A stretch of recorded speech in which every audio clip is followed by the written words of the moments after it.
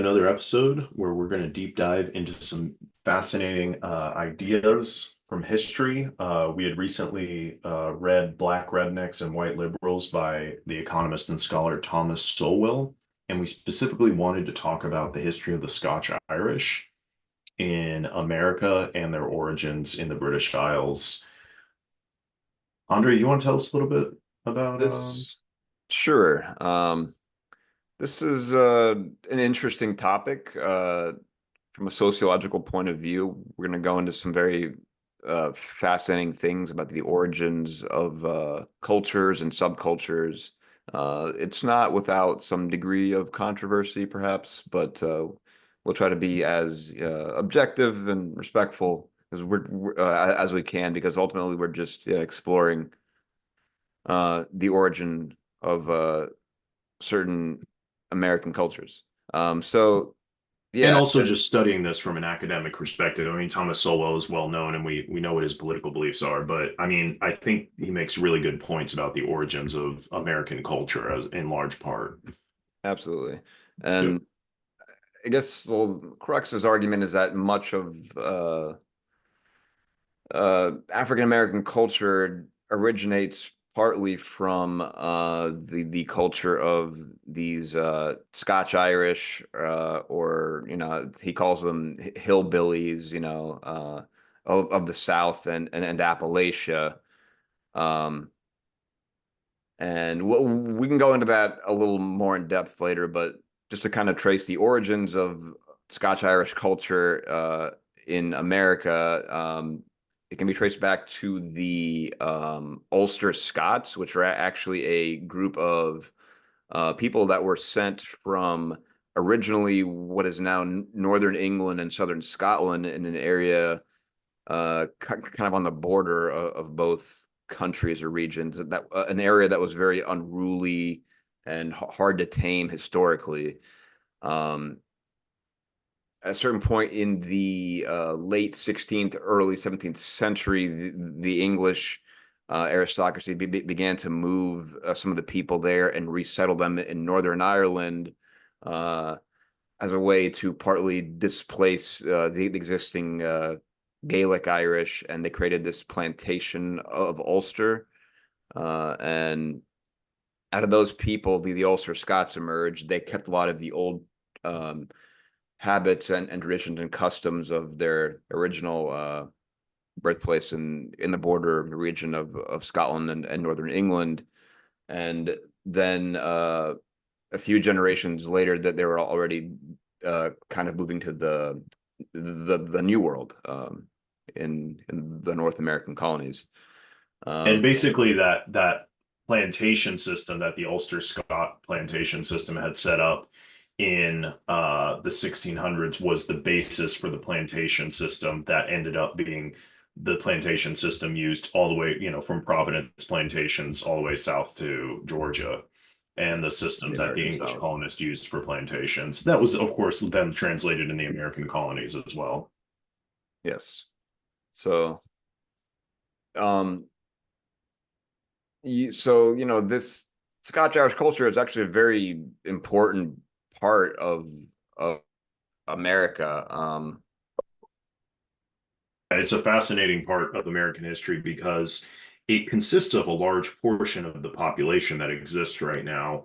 I looked up maybe 2 to 3 million people. And of course, I mean, you go into bookstores, Celtic heritage, Scottish heritage is very popular, and you see Irish pubs and Scottish influenced pubs. Certainly, even a lot of American presidents were sort of Scotch Irish. Andrew Jackson is known to be Scotch Irish. I believe James Buchanan, the 15th president of the US, was Scotch Irish as well. So, I mean, it pervades in our culture, and I think it manifests itself in that we see it, what might be callously termed redneck culture, but what could also be called just kind of this country culture that we see in the southern United States, but that, of course, has also been translated to places like California and Montana, and even to an extent like eastern Washington State, eastern Oregon. Yeah, So I I mean, mean, and it's still prevalent. I mean, you what you would call country music is effectively in the United States the country music that came from the Scotch Irish sounding tunes. for sure. And they weren't only a part of the US. I mean, they settled in Canada and Australia, New Zealand, all these different places, and kind of added to the melting pots there. So they played an important role, and one that is sometimes kind of overlooked or forgotten. But um, and then the Appalachian hillbilly kind of culture kind of most famously exemplified by like the Hatfield and the McCoys, kind of dueling it out for generation and generations, that they, originated from a similar uh type of culture. This, however, is somewhat separate from like the straight up Irish, culture, which of course is also a big part of American identity, but they tended to settle more in like the urban areas of the Northeast, like Boston, the most famously, and things like that. So Hmm. Hmm. a bit of a different subculture there. I think a lot of people tend to conflate or confuse the two, but Yeah, this is what Thomas Sowell would call like cracker culture, is kind of like the poor white culture of what what many call the rednecks. And that's what originates in Scotland. And he says that a big problem of this culture is kind of like honor-based violence, duels, casual attitudes towards education, resistance to authority, right? And it's a big emphasis on personal pride, and it often is characterized by like long-term uh, an obviation of long-term planning and social discipline. That is to say, they sort of reject these principles.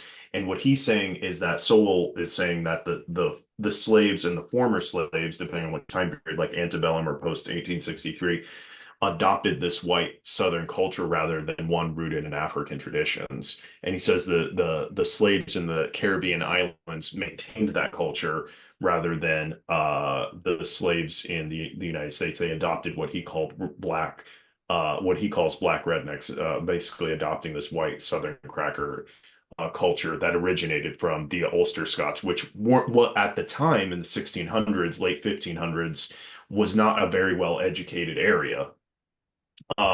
This was like a very rural, the Scottish lowlands and the in northern English border was basically people who were just living, and these aspects of honor-based violence, duels, casual attitudes to education, and resistance to authority, that was characteristic of that culture at that time in the 1600s.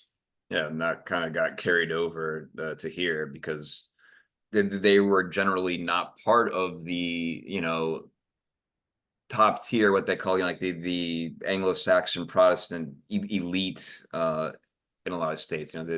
They were not among the numbers of the Puritans in New England or of Right. the landowning southern gentry of like Virginia and the Carolinas. Yeah, he talks about that in the book. There definitely were Protestant. The Ulster Scots Oh were, yeah, they were. I guess I yeah, just yeah. applying the term, the WASP kind of term. Yeah, yeah, what you're referring to. I mean, and so in a manner of speaking, they were white Anglo-Saxon Protestants, but they weren't like the high class, like chivalry, cavalier oriented people who would have supported the king in the English Revolution in the 1660s. Instead, they were like separated from them. There weren't a lot of bookstores, even though Thomas Jefferson had this massive book collection, which you and I have both seen at the Library of Congress in Washington, D.C., or at least what's left of it. These plantation owners like James Madison, Thomas Jefferson, James Monroe had massive collections, but there weren't a lot of bookstores. Even Thomas Jefferson lamented that in the South, while in places like Boston, there were tons of bookstores comparatively, and there was this huge emphasis on education. So Right. there was radical distinction there to reading and education in general. Yeah, and some of the more arguably negative aspects of that may have been, passed on due to proximity in the post Civil War era. Um, and then, Black culture then evolved and expanded and disseminated as there was a massive kind of move from the countryside to the urban centers in the late 1800s and Mhm. early 1900s. And it further evolved and became its own thing in many ways, but there are interesting commonalities that can be traced back to that kind of formative era. Um, and they might have roots in African languages. The speaking patterns, the vernacular, all are traceable back to this method of speaking that exists in the redneck culture. Um, and he actually says that this dysfunctional past actually contributes to kind of the oppression that African Americans experience right now, um, because they inherited this dysfunctional past from these dysfunctional whites. And he says that he wants to help. He thinks the solution to the problem is basically trying to mimic the educational values of New England and mimic the values and like talk about how to read and study in the most effective ways possible. He said, for example, the famous Scottish philosopher David Hume, even in his prime, would take classes on pronunciation and take classes like trying to better himself. He wanted to remove himself so much from the Scottish culture because at the time, David Hume, amazing philosopher, again, influenced the likes of Immanuel Kant that changed the course of Western philosophy and probably history dramatically. He really was focused on improving himself on a daily basis. And Sowell says that this redneck culture is kind of against that. Um, you and I have discussed, Andre, how like country songs, although beautiful, and I've sent you 20-page emails talking about how they are the impetus for freedom spirit of 1776. Uh, They definitely can be traceable back to the tunes and the chords that were used in Ulster plantation and in Scottish lowlands and English northern border areas. but I mean, sometimes that's enjoy like that the the vibe, so to speak, of that kind of music and culture are, there's something to be said for it. It's a bit rowdier, yeah, maybe, but it can make for some very lively and entertaining, art and music and Oh yeah, I mean, I totally agree with you. I mean, some modern country music I'm not completely behind, but the ones that talk about love and loss and the influences that you can see in like Elvis Presley and things like that, I mean, they're wonderful. They're really wonderful music. Um, yeah, I mean, it's not opera. It's not Richard Wagner or yeah. Mozart, with the incredible complexity that and mathematical precision that you'd see in Johannes Bach. But I mean, it speaks to an attitude and a culture of people that I think is universal. And there really is some, Absolutely. It's arguably more yeah, relatable than some of the loftier ideas that are found in opera and yeah. It's not opera isn't always the most relatable. I can agree on that. yeah. But I mean, there's a time and a place for everything. It depends what you're kind of looking for in a given Yeah. moment for in music. Um, but yeah, I mean,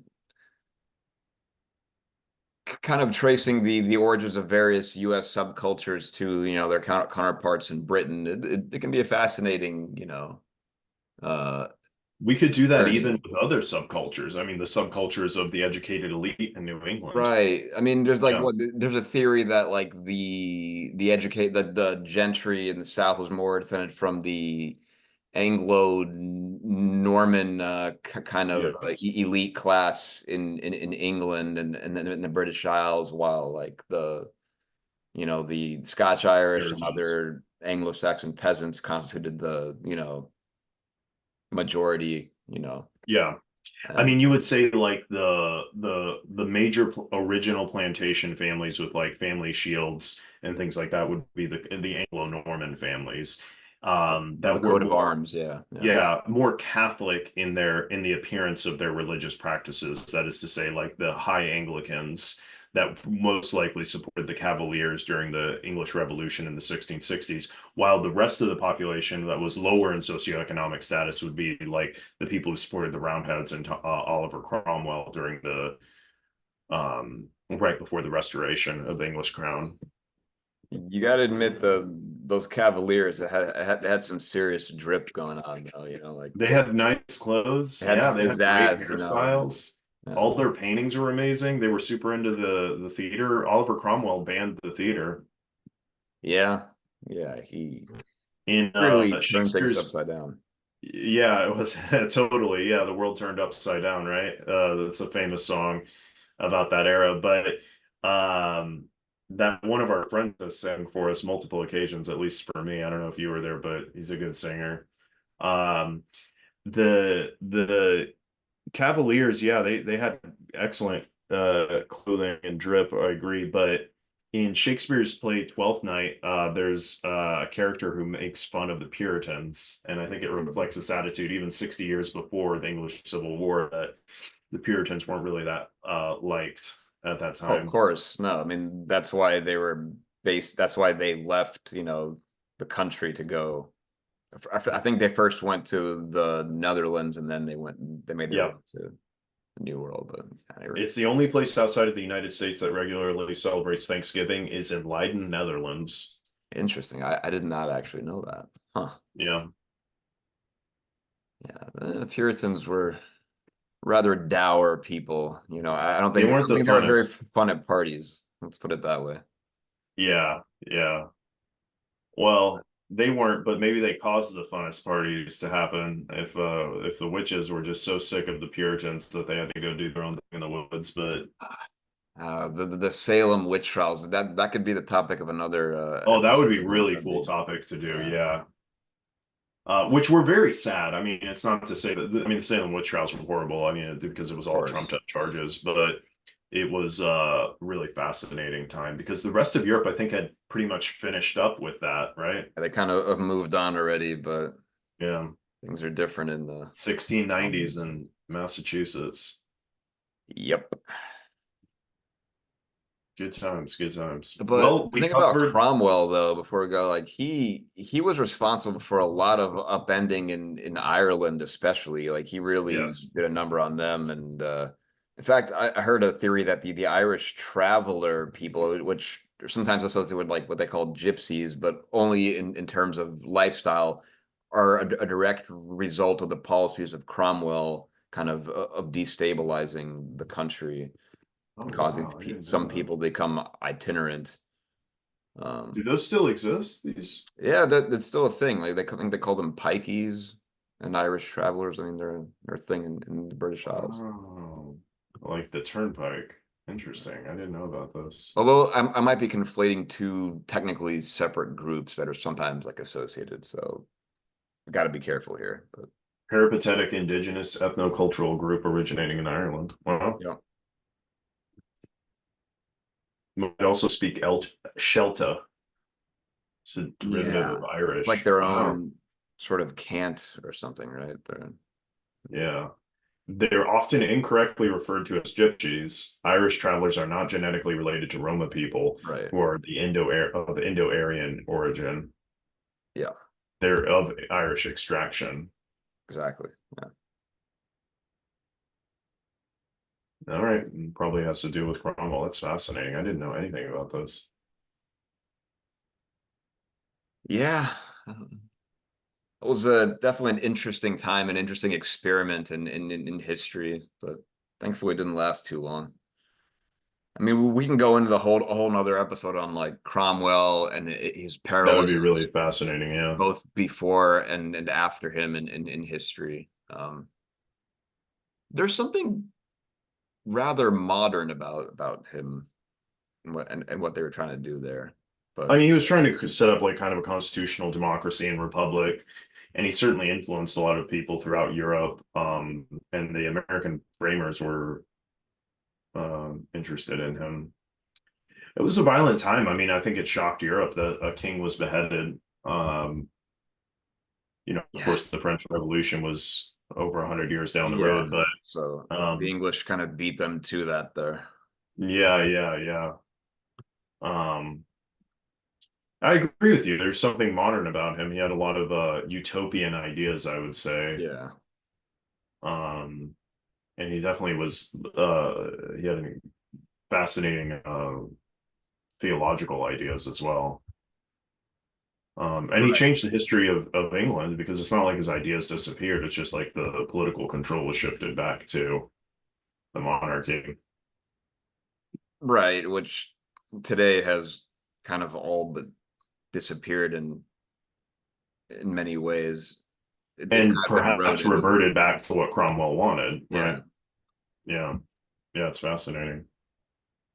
That goes on. That's another topic about whether or not the monarchy should be preserved or not, even as just a figurehead or symbol of the Yeah, I nation. mean that's all they are right now is a Yeah. figurehead and a symbol. But yeah, I It's mean still an it's important role, fascinating. though, arguably, you know?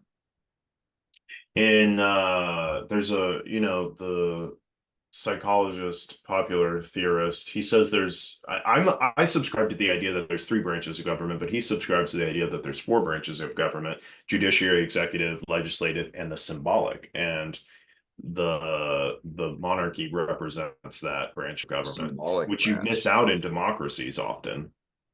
Huh. That's Yeah, actually a very interesting point. Yeah, yeah. yeah, That's worth exploring. Yeah. yeah. It'd be interesting to explore the three branches of government. Although we've done a podcast on Dumazzilian We trifunctionalism. have, yeah. And Yeah, I think we also touched on that on the Rome one as well, perhaps. yep. But yeah, we kind of went off on a bit of a tangent from the original topic, but yes, I It's all guess related though. yeah, it is all related. And I do want to say, yeah, I mean, some aspects of African American culture and speech do arguably originate from some West African elements, especially certain subgroups like the Goa people, of the coastline there. Like they actually have certain words that they got from, languages in West Africa. But yes, admittedly, a lot of the inflection and speech patterns were, absorbed from the Scotch Irish. But it's this fascinating kind of mixture that kind of made it what it is today. Um, and this can kind of touch on the whole topic of like, um, linguistics and the validity of certain types or variants of language as opposed to the common standardized one and whatnot, which has Yeah. always been kind of a hot topic, the linguistic prescriptivism and all that. But something we could maybe touch on like another time. Yeah, yeah, yeah, definitely. But any other final words to add on this about like maybe what to take from this or Well, when I read this, I talked about it with you. I think we agree it's fascinating. These groups are in what we call swing states in the US, and thus understanding their culture is of paramount importance for our modern democracy. And they also form a sizable population. And um, I think it's one of the keys to understanding American culture is understanding the Scotch-Irish culture because I think it outnumbers the academic culture of like New England. You know. absolutely, yeah. I mean, academic culture ultimately will always be something elitist in some ways and not the Yes. majority. Yeah. Whether or not that's a good thing, well, it's I debatable. mean, more and more people are going to university in the United States every year, but I agree. I mean, reading is not a big activity, and of the people who read, I mean, yeah, I mean, you could just keep on narrowing it. It's like a pyramid, but it's I don't know. I mean, obviously England changed, and the people who live in the Northern Irish or the Northern English and Southern Scottish border area, I mean, they're very different from the people who left. So I mean, Right. the original area is incredible. I mean, they have a great educational system available to them, and it's a decently well off area. So So yeah, things can change over time, of course. So in the original area, yeah, but yeah, the people who left maintain the culture much more effectively. which is interesting because it just shows you how much certain peoples are the product of specific historical conditions and how they were able to adapt or not to new settings and circumstances that they were kind of forced into. Yeah. That's kind of what makes different cultures what they are, and you know brings their uniqueness. Oh Interesting yeah. stuff for sure. Yeah, so I guess I'll kind of wrap it up. we'll see if any of these demographic factors will impact, the coming elections and whatnot. And Yeah, they definitely will. yeah, But we'll until see. next time. So yeah, so this is a bit of a different topic, a little more of a serious one, but thank you for watching. Like, Thank subscribe you. if you can, and stay tuned for more. Take care. Bye bye. Bye.